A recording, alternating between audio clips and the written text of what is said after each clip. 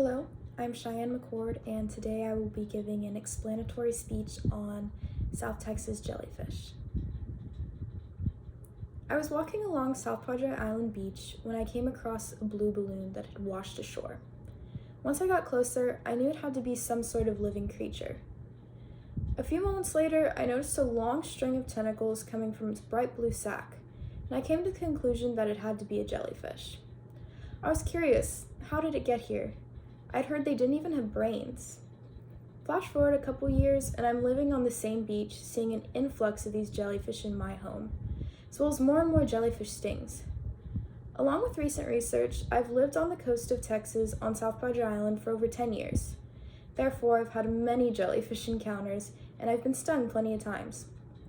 While you may not live on the beach yourself, if you take a beach vacation soon, you may encounter a jellyfish on your next visit. Since we're going to be talking about jellyfish, we should talk about the different kinds that you may see in Texas waters. I'll also explain how jellyfish function and what you should do if you're ever stung. So there are two main types of jellyfish that you'll see in the Gulf of Mexico. According to Texas Parks and Wildlife, this is the common jellyfish and the Portuguese man-o-war. The different types of jellyfish I've personally encountered are the Atlantic sea nettle, moon jellies, and the dreaded man-o-war.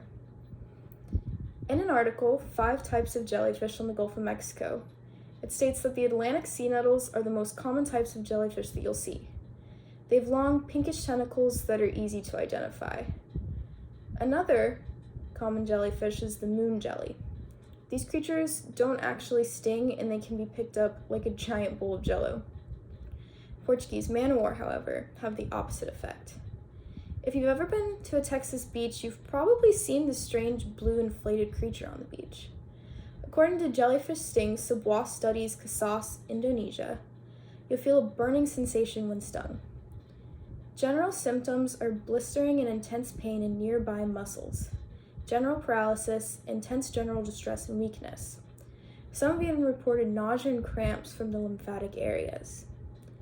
But how exactly can these jellyfish inflict so much pain? An article written by the Indonesia Institute of Science analyzes that jellyfish sting by injecting poison to their victims through stinging cells on their tentacles. While stings can be fatal in other parts of the world, it isn't exactly the case in South Texas. Usually the pain won't last longer than a day. However, if you're ever stung, there are many remedies that can help ease the pain. The most common is vinegar. If you don't have any vinegar on hand, mustard or pickle juice will work in a pinch. According to Jellyfish Sting Sebuah Study Oasis, Indonesia, the sting is actually jellyfish protein. That means meat tenderizer or any other substance used to break down proteins can alleviate some of that pain. Any sort of scraping device, such as a credit card, works too, or even using the sand on the beach to exfoliate. There are lots of remedies that have been used to help people with jellyfish stings, like alcohol, bleach, ammonia, and even gasoline. Even though the anatomy of a jellyfish doesn't have a brain or a spine, they can still sting and move around where they please. The National Science Foundation has found that jellyfish move by contracting and relaxing their bells.